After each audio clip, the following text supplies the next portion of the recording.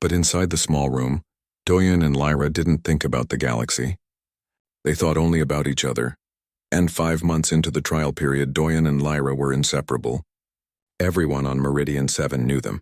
They had become a symbol of hope, proof that different species could build real relationships based on choice and respect. The Galactic Council had even invited them to speak at the upcoming Unity Summit about cross-cultural relationships. "I am nervous about the speech," Lyra admitted. They were in Doyen's quarters, reviewing their presentation notes. "What if I say something wrong?" "You won't. You're brilliant when you talk about what matters to you." "What if people ask difficult questions?" "Then we answer honestly. That's all we can do." Lyra smiled and kissed his cheek. "You always make things seem simple."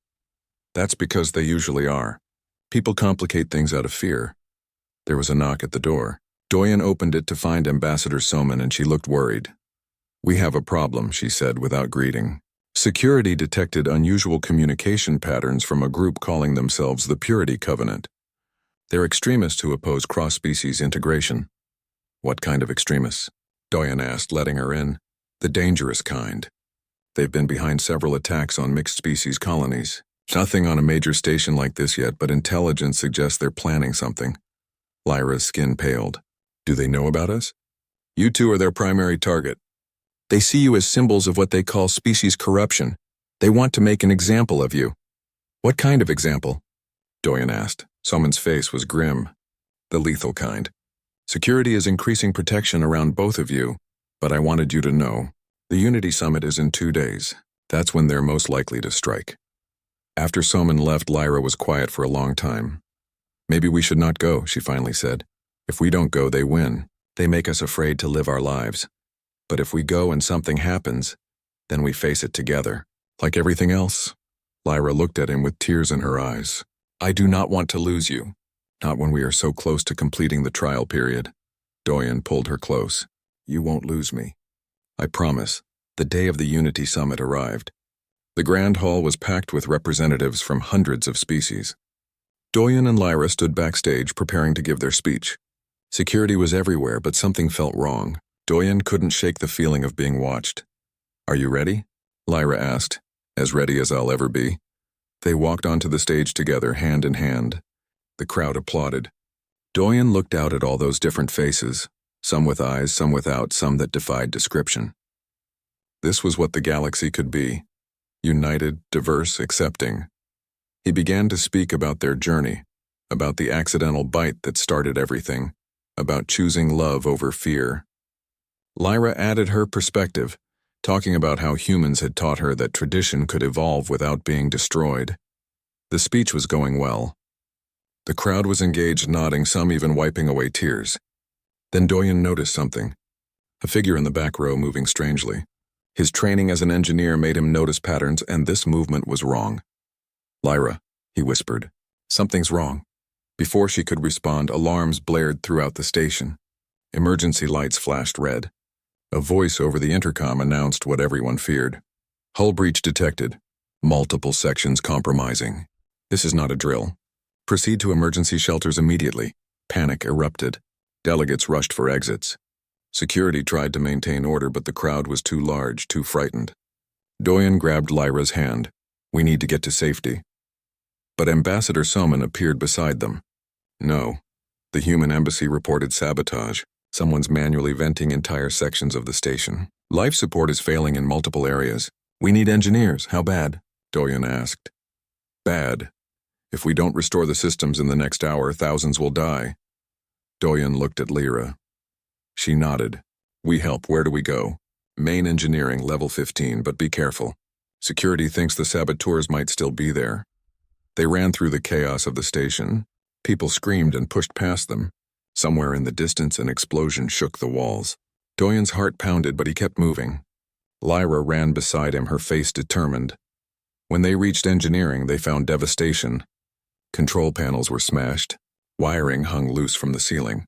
And in the center of the room stood 3 figures in black armor, setting charges on the main life support console. "Stop," Doyen shouted. The figures turned. One raised a weapon.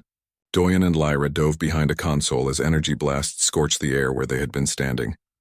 "They're trying to blow the main system," Lyra said, her voice shaking. If they succeed, the entire station loses life support. Everyone dies, and can we stop them? Not while they are shooting at us. Doyen's mind raced. He looked around the engineering bay, calculating angles, distances, possibilities.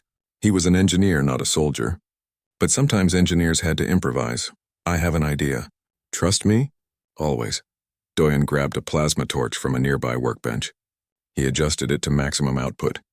When I say go, run for the manual override panel. I'll distract them. That is crazy. It's human. Before Lyra could argue, Doyen stood up and threw the plasma torch.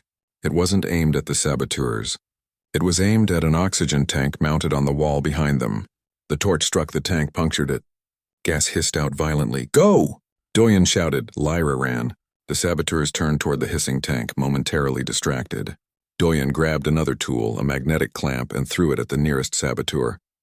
It attached to their armor, pulling them off balance with its powerful magnets. The saboteur stumbled, fell, but the other two were recovering, raising their weapons. Lyra was at the override panel now, her fingers flying over the controls. She needed just a few more seconds. Doyen did the only thing he could think of. He ran straight at the saboteurs, yelling. It was stupid and dangerous and completely human. The saboteurs hesitated, confused by this unarmed man charging them. That hesitation cost them. Security burst through the door, weapons ready. The saboteurs tried to fight but were quickly overwhelmed. One managed to trigger a detonator before being subdued. The charges exploded, but Lyra had already rerouted the life support systems. The explosion damaged equipment but didn't destroy the critical systems. Doyen fell to his knees, adrenaline draining away. Lyra rushed to him. Are you hurt? She demanded, checking him for injuries. I'm fine. Are you? Yes, that was the most foolish, brave thing I have ever seen. You could have been killed, but you're alive. The station's alive. That's what matters. Security began arresting the saboteurs. One of them glared at Doyen and Lyra. You're abominations. Your mixed relationship pollutes the galaxy's purity. The only pollution here is your hatred, Lyra said coldly. We are the future. You are the past. Over the next hours, engineers worked to repair the damage. Doyen and Lyra coordinated efforts, combining human and Velthara techniques to restore systems faster than either species could alone. It was exhausting work, but slowly the station came back to life. When the crisis finally ended, they sat together in a quiet corner of the engineering bay, too tired to move. 5 months, Lyra said softly. We made it through 5 months of the trial period. Almost lost it all today. But we didn't. We faced the worst together and survived. I was so afraid. When those saboteurs raised their weapons, I thought I would lose you. The trial period would end not with a choice, but with death. But it didn't. We're here. We're together. Lyra turned to face him. Doyen, I do not want to wait another month. I have already decided. I decided months ago. I want to formalize the bond. I choose you. Forever. Doyen felt his heart swell. I choose you too. I've known for a while now. But are you sure? We agreed to 6 months, I am certain. Today proved something to me.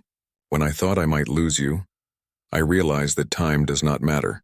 1,000 years as friends or 1 day as bonded partners. What matters is the choice, the commitment. And I commit to you, now, always. Then let's do it. Let's complete the bond. Not because anyone forced us, not because of tradition or obligation, because we choose each other. Yes, we choose each other. They kissed, exhausted and dirty and perfect. Around them, the station hummed back to life. The purity covenant had failed.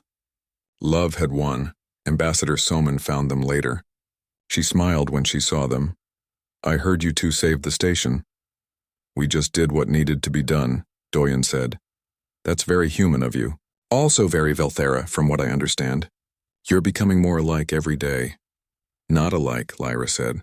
Better. We keep what is good from each culture and build something new together. That's what the galaxy needs, Soman said. More building, less dividing. When do you make your formal decision about the bond?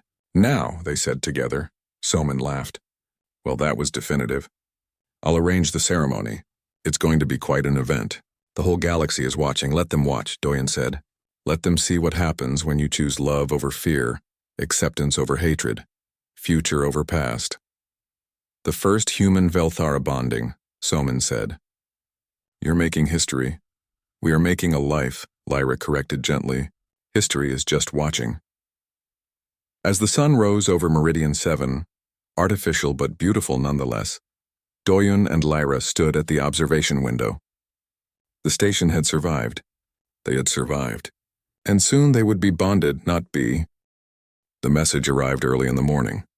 Doyun was still half asleep when his computer chimed with an urgent priority flag. He sat up, rubbing his eyes, and opened the message. It was from Ambassador Karen. Emergency meeting. Conference room 7, immediately. Lyra's father has made a formal challenge to the trial period. Doyun's heart sank. He dressed quickly and ran through the station corridors.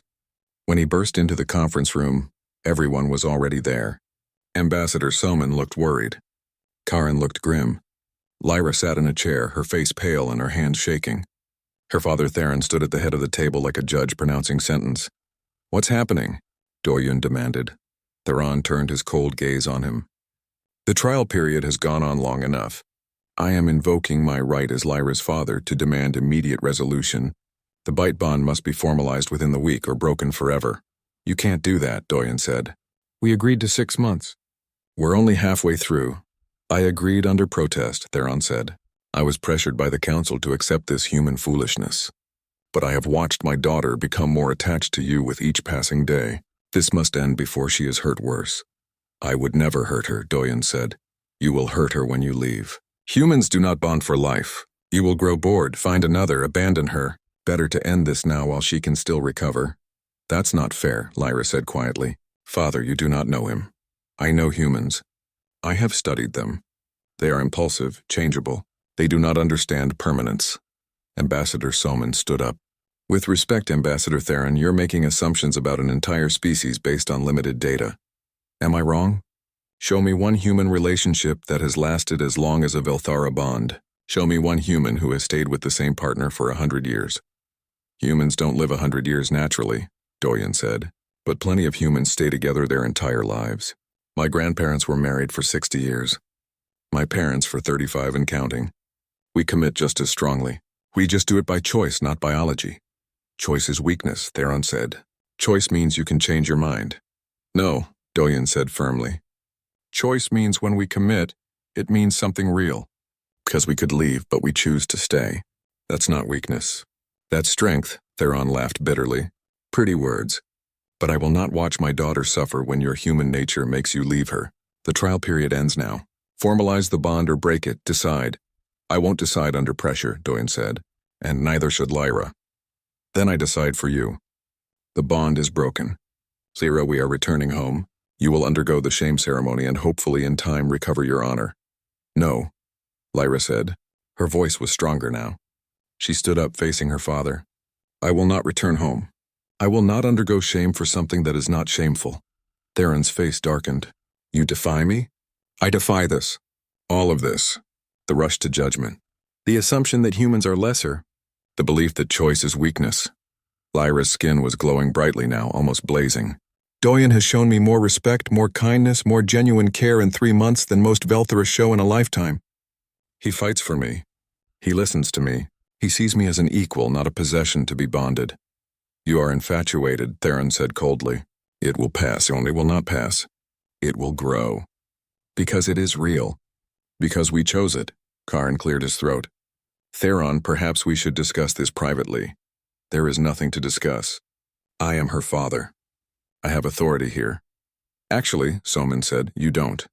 Lyra is an adult by both human and Velthara standards. She's a station resident under station law.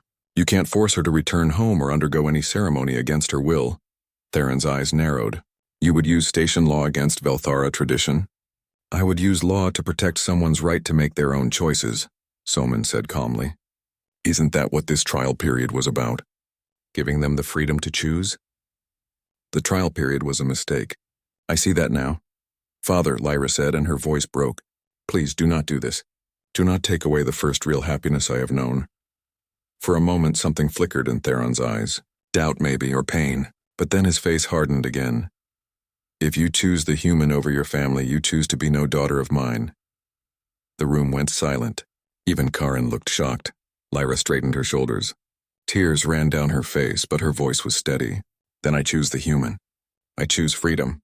I choose love built on respect, not obligation. Theron turned and walked out without another word. After he left, Lyra collapsed back into her chair, shaking.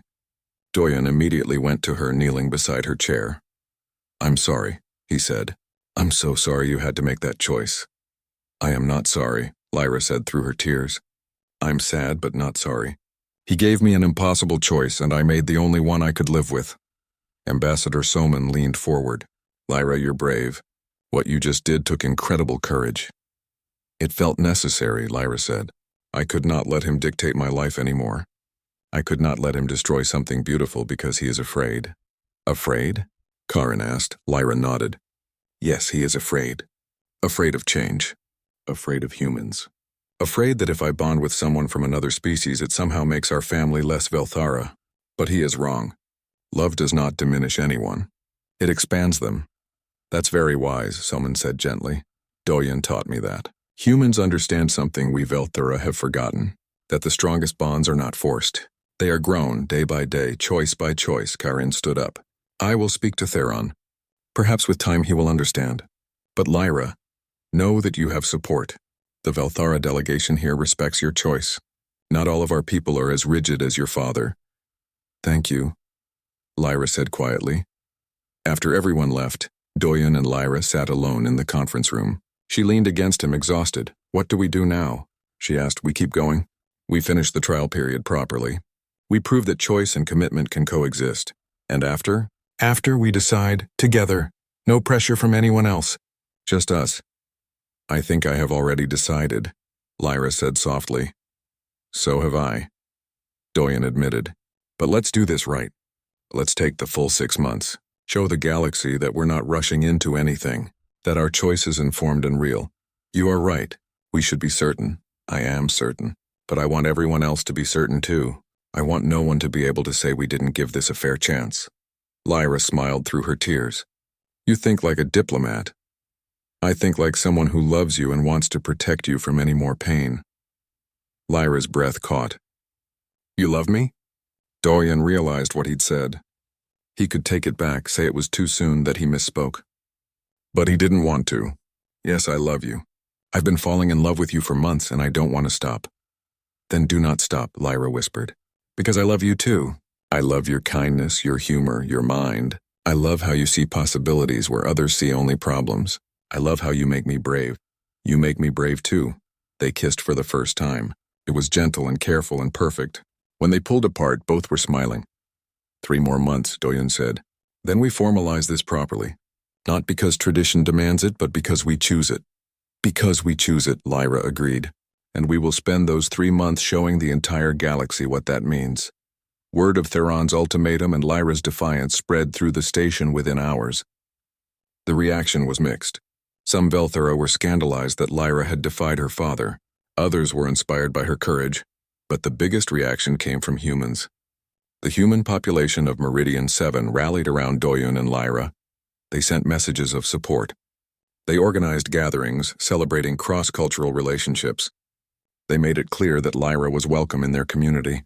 Other species took notice too. The Crystalline Collective sent an official message praising Lyra's courage.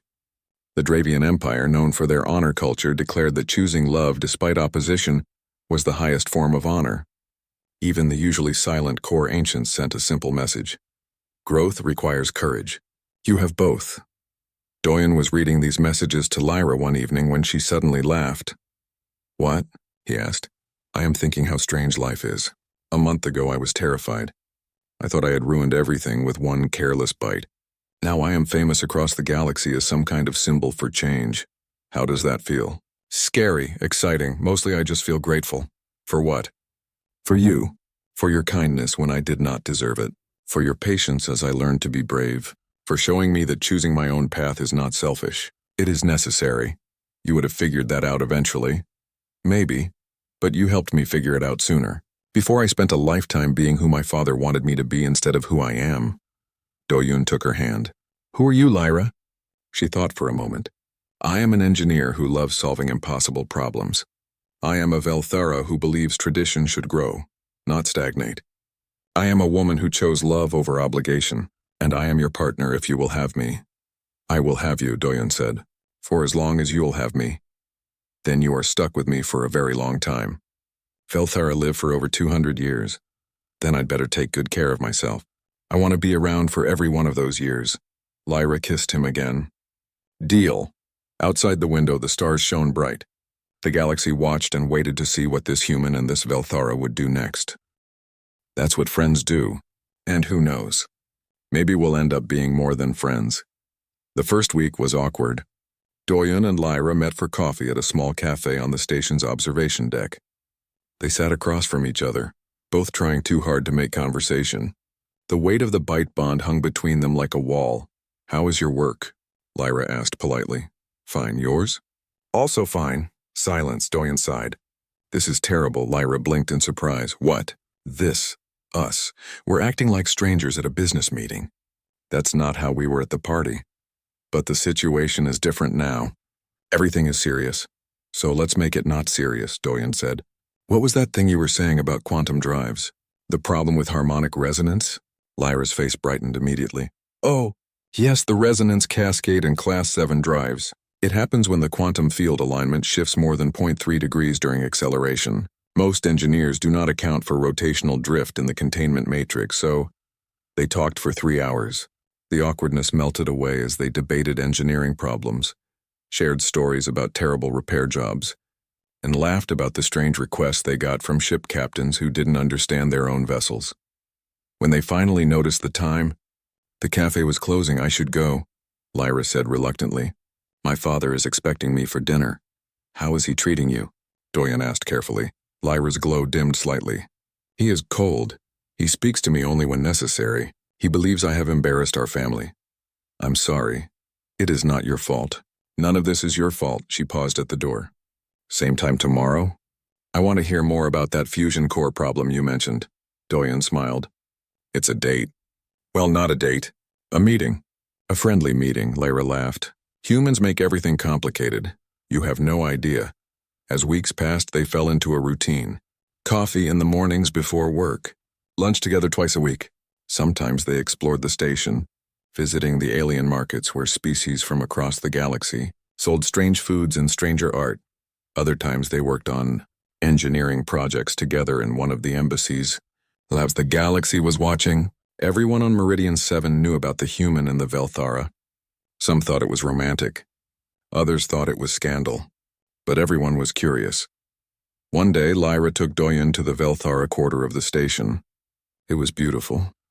All flowing silver architecture and soft blue lights. Plants with luminescent leaves grew along the walls. This is where my people live when they're stationed here, Lyra explained. I wanted you to see it. They walked through gardens where water flowed upward in defiance of gravity. Lyra explained how Velthara architecture was meant to mimic their home world, where magnetic fields created strange natural phenomena. It's beautiful, Doyen said honestly. But it must be strange being so far from home. Sometimes, but the station has become like a home too. Different but comfortable. Do you miss your world? Lyra was quiet for a moment. Yes and no. I miss my family, though they are angry with me now. I miss the sky, which is purple at sunset. But I do not miss the pressure to be perfect. Here I am just an engineer. There I was Theron's daughter, expected to uphold family honor and everything. That sounds exhausting. It was, until I came here and discovered I could just be myself. I like yourself, Doyen said without thinking. Then he blushed. I mean, I like you being yourself. That came out wrong. Lyra's skin glowed brighter. I understood what you meant. They sat by one of the impossible fountains. In the distance, other Velthara watched them. Some whispered, Does it bother you? Doyen asked. That they're always watching? At first, yes. Now I try not to think about it. Let them watch. We are not doing anything wrong. We're actually doing something kind of amazing, Doyen said. We're building a bridge between two species. Is that what we are doing? Among other things, Lyra tilted her head. What other things? Doyen met her eyes. We're becoming friends. Real friends. Maybe more than friends eventually. But there's no pressure. That's what makes this work. Humans are very good at this, Lyra said. At building relationships slowly. Velthara bond instantly or not at all. This middle way is strange, but nice. Nice is good. Yes. Lyra agreed softly. Nice is very good. Another month passed. Doyen noticed changes in Lyra. She smiled more easily. Her skin glowed brighter. She made jokes and laughed at his. The scared, ashamed woman from that first meeting had transformed into someone confident and warm. One evening, they were working late in the engineering lab. A cargo ship had broken down near the station, and both human and Velthera engineers were helping design a repair solution. Doyen was calculating thrust ratios while Lyra modeled quantum field interactions. "This is impossible," Lyra groaned. "The field collapse rate is too fast. We cannot stabilize it in time." "What if we don't stabilize it?" Doyen suggested. "What if we let it collapse and restart it?" "That would require perfectly synchronized timing. We could use a linked computer system. One timing source for both engines." Lyra's eyes widened. "That might work, but it would need human and Velthara technology integrated. Our systems are not compatible." "They could be. Look." Doyen sketched quickly on a tablet. "If we use your quantum processors for the calculations but our relay systems for the physical timing, we bridge the gap." Lyra studied the sketch. Then her face lit up. "That is brilliant. It would work." She jumped up and hugged him without thinking. Doyen froze for a moment, then carefully hugged her back. She was warm and smelled like something floral he couldn't name. Lyra pulled back suddenly, her face flushing darker. "Sorry, I forgot myself. Don't apologize. Friends hug, do they?" "Good friends do." They finished the repair design together, staying up until station morning. When they finally submitted it to the cargo ship's captain, they were both exhausted but happy. "Coffee?" Doyen suggested. "Always coffee with you," Lyra said, but she was smiling. They went to their usual cafe. It was early and few people were around. They sat by the window watching the stars. "Doyen," Lyra said quietly, "can I ask you something?" "Of course. Are you happy with this arrangement? Or do you feel trapped?" Doyen thought carefully before answering. "At first I felt confused. Then obligated, like I had to do the right thing. But now I'm just happy. I like spending time with you. You're brilliant and funny and kind. I feel lucky." "Lucky," Lyra repeated. "That is not a word I expected." "What word did you expect?" "Burdened, obligated, trapped, as I said. None of those." "You're not a burden, Lyra. You're a gift. A weird accidental gift that came with a lot of confusion, but a gift." Lyra's eyes shimmered. "No one has ever called me a gift before." Then they weren't paying attention. She reached across the table and took his hand, her fingers intertwined with his. "You are different from anyone I have ever known. Not just because you are human, because you are kind in a way that is rare. You're pretty amazing yourself." They sat like that for a while, holding hands, watching stars drift past the window. 3 months into the trial period, Ambassador Soman called them both to her office. "I wanted to update you on the galactic reaction," she said. "Your situation has become quite famous." "Famous how?" Doyen asked nervously. "Good famous. Other species are watching how you navigate this cross-cultural relationship. Some are even reconsidering their own bonding traditions. The Crystalline Collective sent a message saying they found your approach inspiring." "The Crystallines?" Lyra said, surprised. "They are even more rigid than Velthera." "Apparently not anymore. They're discussing reforms to allow their people more choice in partnerships. They cited you two as the example." Doyen and Lyra looked at each other. "We did not mean to start anything," Lyra said. "The best changes often start accidentally," Soman replied. "You're showing the galaxy that different approaches can work. That flexibility and choice can coexist with tradition and commitment." After they left Soman's office, Lyra was quiet. "What are you thinking?" Doyen asked. "I'm thinking that we have 3 months left. Half the trial period is over. Are you worried?" "Yes and no. I am worried because I do not want this to end. And I'm not worried because I think maybe it will not have to." Doyen stopped walking. They were in a quiet corridor, no one else around. "Lyra, I need to tell you something." She turned to face him, her golden eyes searching his. "I'm not doing this anymore because of obligation or duty or avoiding an interstellar incident. I'm doing this because I want to. Because when I wake up, I think about seeing you. When something funny happens, I want to tell you first. When I solve a problem, I want you to be proud of me." "I am always proud of you," Lyra whispered. "What I'm saying is, I think I'm falling for you. Actually falling, not pretending. Not because of the bite bond, but because of who you are." Lyra took a step closer. "I am also falling. I did not expect to." I thought I would endure this trial period and then we would part as friends. But now the thought of parting makes my heart hurt. Then maybe we won't part. Maybe we will not. She reached up and touched his face gently. Her hand was warm. 3 more months. Let us see where they take us. I already know where they'll take us, Doyen said with a smile. Where? Somewhere good. Somewhere right, together. Lyra's smile was like the sun coming up. Together. Yes, I like that very much. News of their growing relationship spread through the station like wildfire. Doyen did not sleep that night. He sat in his small quarters reading everything he could find about Velthara culture. The computer screen glowed in the dark as he scrolled through pages of information. Most of it was dry and academic, written by researchers who studied alien societies. But some was from Velthara themselves, translated into human languages. The Bite Bond was ancient, older than Velthara spaceflight, older than their cities. In their evolutionary past, the Bite released chemicals that created a permanent psychological connection between mates. Modern Velthara didn't have such strong biological reactions anymore, but the cultural weight remained massive. The Bite was everything. It meant forever. There were stories of Velthara who broke their bonds. They were outcasts, wanderers who never found homes again. Their families rejected them. Other Velthara avoided them. Some left their homeworld entirely, living on space stations or with other species who didn't understand the shame they carried. Doyen rubbed his eyes. It was almost morning. He had to find another way. A message appeared on his screen. It was from Ambassador Soman. Meeting in conference room 7, 1 hour. Bring coffee, he smiled despite everything. Soman understood humans needed coffee to function. When he arrived at the conference room, several people were already there. Soman sat at the head of the table with 2 other human diplomats. Ambassador Karen was present with another Velthara female who wore medical insignia. At the end of the table sat someone Doyen hadn't expected to see. Lyra kept her eyes on the table. Her luminescent skin looked dim, almost gray. Her hands twisted together in her lap. She wouldn't look at anyone. Lyra agreed to join us, Karen said quietly. It took much convincing. Thank you for coming, Doyen said gently. Lyra's shoulders tensed, but she said nothing. Soman cleared her throat. We're here to find a solution. Doyen has made it clear he doesn't want Lyra to suffer for an honest mistake. Ambassador Karen has explained the seriousness of the situation in Velthara culture. We need to find middle ground.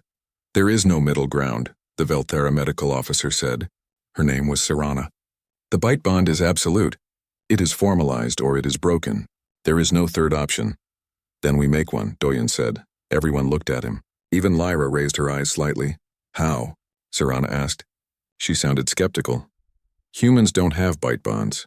We don't have biological imperatives that tell us who to bond with. But we do have relationships. Strong ones. Relationships that last entire lifetimes. We know this, Karen said. We have read your anthropological data. Humans pair bond through choice.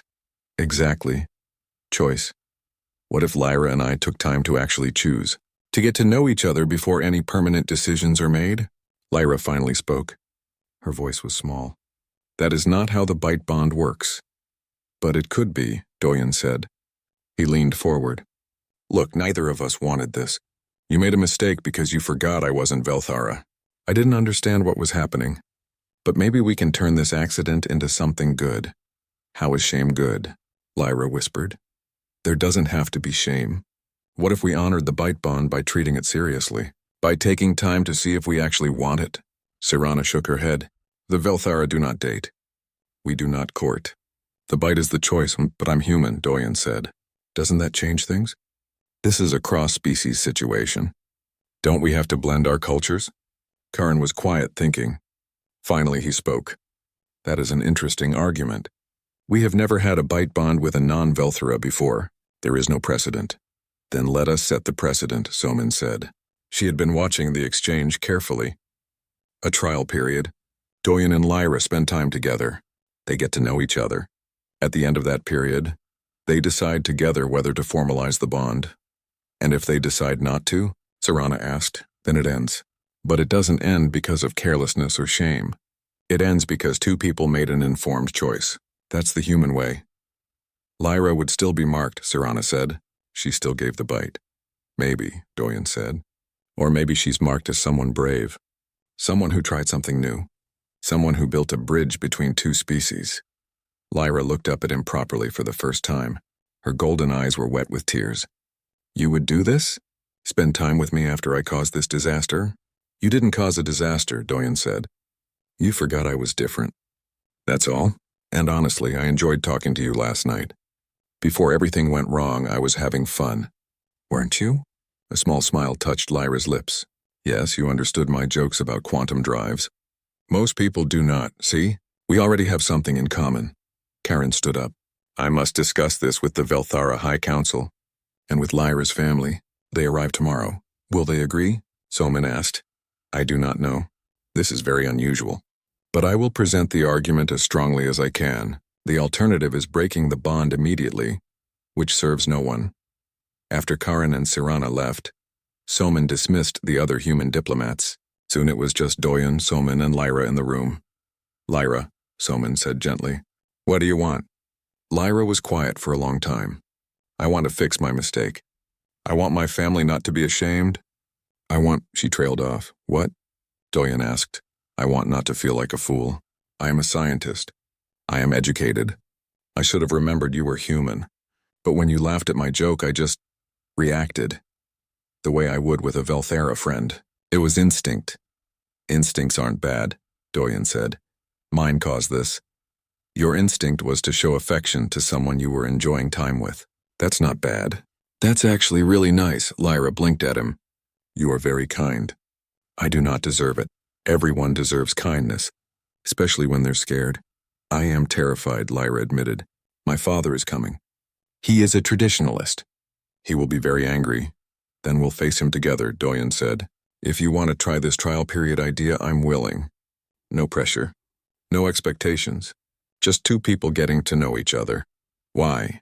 Lyra asked. Why would you do this for me? You owe me nothing. Doyen thought about how to answer. Because it's the right thing to do. And because I think you're interesting, I'd like to know you better even if all this bite bond stuff wasn't happening. Truly, Lyra wiped her eyes. Some of the gray color was leaving her skin, replaced by her natural glow. Then I will try. If the council agrees. If my father agrees, I will try. That's all anyone can ask, Sumin said. She smiled at both of them. You know, in all my years as a diplomat, I've never seen anything quite like this. Usually first contact problems involve trade disputes or territorial arguments. This is definitely new. Is that bad? Doyen asked. Actually, it might be good. The galaxy watches how humans handle difficult situations. This could show them something important about us. What's that? That we don't run from complications. We run toward them, and we try to turn them into opportunities. Lyra tilted her head, confused. That seems very strange. It's very human, Soman said with a laugh. You'll get used to it. The next day felt endless. Doyen tried to work but couldn't focus. He kept thinking about Lyra, about her father, about what the council might decide. He checked his messages constantly. Finally, as the station's artificial evening began, Karen contacted him. Please come to conference room 7. Lyra's family has arrived. Doyen's heart pounded as he walked through the station corridors. This was it. Whatever happened next would determine everything. When he entered the conference room, he saw Lyra sitting with 3 other Velthara. One was an older male who looked like an angrier version of Lyra. Her father, obviously. Next to him sat an elegant older female, probably her mother. A young male around Lyra's age completed the group. Her brother, Doyen guessed. All of them stared at him with expressions ranging from anger to curiosity. Lyra's father stood. He was tall and imposing. You are the human who received my daughter's bite. Yes, sir. I'm Doyen. I am Theron. This is my wife Marana and my son Talon. We have heard the proposal for a trial period. It is ridiculous. Father, please, Lyra began. Silence, Theron said coldly. You have disgraced yourself enough. Doyen felt anger flash through him. She hasn't disgraced anyone. She made a mistake. Theron turned his sharp gaze on Doyen. You dare speak to me of my daughter's actions? I speak about what's fair, Doyen said. He kept his voice calm despite his racing heart. Your daughter did nothing shameful. She showed kindness to a new friend. That's all. The fact that I'm human and didn't understand the meaning doesn't make her wrong. The bite bond is sacred, Theron growled. Then let's treat it sacred, Doyen said. Let's give it the respect it deserves by making sure it's real. Isn't that better than forcing something that neither of us chose? Theron and Doyen locked eyes. The room was silent. Finally, Lyra's mother spoke. The human makes a good point, husband. Perhaps we should listen to the council's recommendation. The conversation that followed was long and tense, but slowly, grudgingly, Theron began to bend. By the end of the night, they had an agreement. 6 months. Doyen and Lyra would spend time together, learn about each other. If, at the end, they chose to formalize the bond, there would be a ceremony. If not, the bond would end with honor, not shame. As the meeting ended and the families left, Lyra caught Doyen's arm gently. "Thank you," she whispered. "You fought for me. No one has ever done that before." "Get used to it," Doyen said with a smile. The lights of Meridian 7 sparkled like stars through the massive windows. Doyen stood at the edge of the reception hall, holding a glass of something blue that the bartender promised was safe for humans. He watched dozens of alien species mingle and talk. Some had scales, others had fur, and a few seemed to be made of light itself. Even after 6 months working here, the sight still amazed him. "First time at one of these parties?" a voice asked beside him. Doyen turned and nearly dropped his glass. The woman standing next to him was stunning. Her skin had a soft glow like moonlight on water.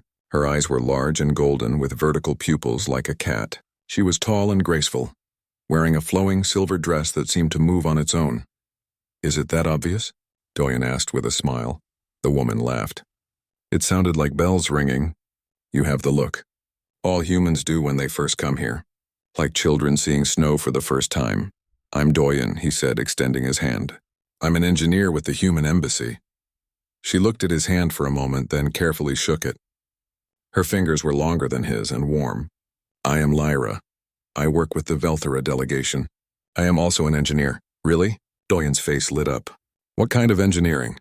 "Starship propulsion systems," Lyra said. Her tail swished behind her. Doyen hadn't noticed it before. "I specialize in quantum drive efficiency." "That's incredible. I've been working on human ships, but I'd love to learn about Velthara systems." "I heard your people can achieve 0.7 light speed without a jump gate." Lyra's eyes brightened. 0.8, actually. We published new data last month. Have you seen it? They talked for over an hour. Doyen forgot about the party, the other guests, everything except the conversation. Lyra was brilliant. She understood concepts he struggled with and explained things in ways that made sense. More than that, she was funny. She made jokes about stubborn ship captains and impossible repair requests that had Doyen laughing until his sides hurt. "And then," Lyra said, her tail swishing with amusement, "the captain insisted the engine noise was because we installed the parts backward. The parts were cylindrical. There was no backward." Doyen burst out laughing. "I had a captain like that once. He said the ship was pulling to the left because we put too much weight on the left side. We were in space." Lyra laughed too, covering her mouth with her hand. Without thinking, she reached out and playfully nipped Doyen's forearm with her teeth. They were sharp and the bite broke his skin. "Ouch," Doyen complained, pulling his arm back. He looked at the small puncture marks. A drop of blood appeared. "Those are sharp." He looked up at Lyra with a grin, ready to make a joke about it. But his smile faded. Lyra's face had gone pale. Well, paler than normal. Her golden eyes were huge and her mouth hung open in shock. I did not," she whispered. Her hand covered her mouth. "Oh, ancestors, I did not mean—" "Hey, it's okay," Doyen said quickly. "It barely hurts. I was just surprised." But Lyra wasn't listening. She was backing away, her eyes locked on his arm. Around them, other Velthara had stopped talking. They were all staring. Some had their hands over their mouths. Others looked angry. One elderly Velthara male was glaring at Lyra with disgust. "Lyra, what's wrong?" Doyen asked, confused. She shook her head, turned, and ran. Her silver dress flowed behind her like water as she disappeared into the crowd. Doyen stood there holding his arm, completely lost. He looked around. Every Velthara in the room was staring at him. Some were whispering to each other. A few other aliens looked confused, but they whispered too when the Velthara spoke to them. "What just happened?" Doyen asked no one in particular. A hand gripped his shoulder. He turned to see Ambassador Somin, the head of the human delegation. She was a small woman with sharp eyes and gray hair pulled back in a tight bun. Right now she looked very concerned. "Come with me," she said quietly. Right now. But I didn't do anything. I know. Come. She led him out of the reception hall and into a small meeting room. Inside, a tall Velthara male waited. He wore formal robes decorated with silver symbols. His expression was serious. Ambassador Karen, Soman said with a small bow. Thank you for coming so quickly. We must discuss this situation immediately, Karen said. His voice was deep and formal. He looked at Doyen. Young man, do you understand what has happened? No, sir. Lyra and I were just talking and she bit me. I thought she was playing around. Karen closed his eyes. She was not playing. Among my people, the bite is sacred. It is not done casually. What do you mean, sacred? Doyen asked. Soman put her hand on his arm. Doyen, in Velthara culture, when a female bites a male, it means she chooses him as her mate. It's their equivalent of a marriage proposal. A very serious, very binding marriage proposal. Doyen's mouth fell open. What? The bite bond, Karen explained, is the most sacred act in Velthara society. Once given, it cannot be easily taken back. In our culture, that bite means Lyra has chosen you as her life partner. Forever. But she barely knows me. I barely know her. That is why this is a crisis, Karen said. Lyra acted carelessly. She forgot herself. But the act is done. It was witnessed by many. In our law, you are now bonded. Doyen sat down hard in a chair. His head was spinning. This is insane. We were just talking about engines. I understand this is shocking, Sumin said. She sat beside him. But we need to figure out what to do. Ambassador Karen, what are our options? Karen was quiet for a long moment. Traditionally, the bond would be formalized within a week. There would be a ceremony. The couple would be joined before family and community. And if we don't want that, Doyen asked, the bond can be broken. But it brings great shame. Lyra would be marked as one who gives the bite carelessly. She would struggle to find acceptance in our society. Her family would be dishonored. That's not fair to her, Doyen said. She made a mistake. In our culture, there are no mistakes with the bite, Karen said firmly. One does not bite accidentally.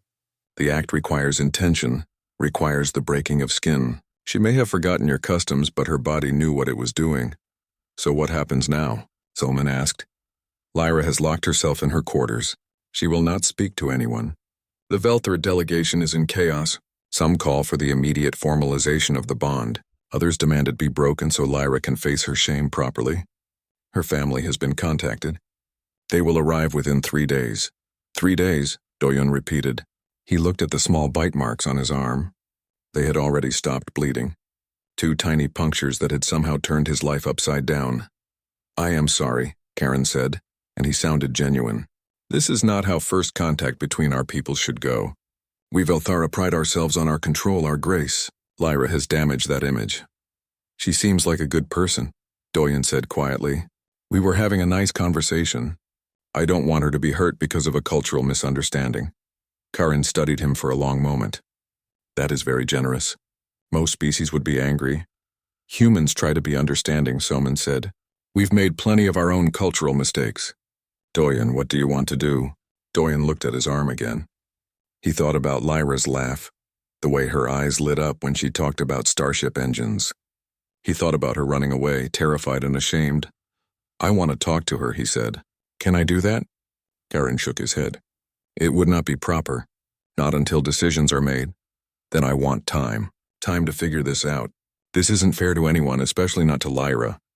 Time may not be something we have, Karen warned. When her family arrives, they will demand resolution. The Velthara do not leave such matters open. Then we have 3 days, Doyen said. He stood up. 3 days to find a solution that doesn't destroy someone's life over an accident. Soman smiled slightly. That's very human of you, Doyen. Is there anything else human about this situation we can use? Doyen asked. Soman and Karen looked at each other. Finally, Soman spoke. Maybe. Humans have very different views on relationships than most species. We don't have bonding bites or biological imperatives. We have choice. Maybe that's the answer. How? Doyen asked. I don't know yet. But we have 3 days to figure it out. Doyen touched the bite marks on his arm one more time. 3 days to solve an impossible problem. 3 days to save a woman he just met from a lifetime of shame. 3 days to prove that humanity could bridge even the strangest cultural gaps. He took a deep breath. Then let's get started.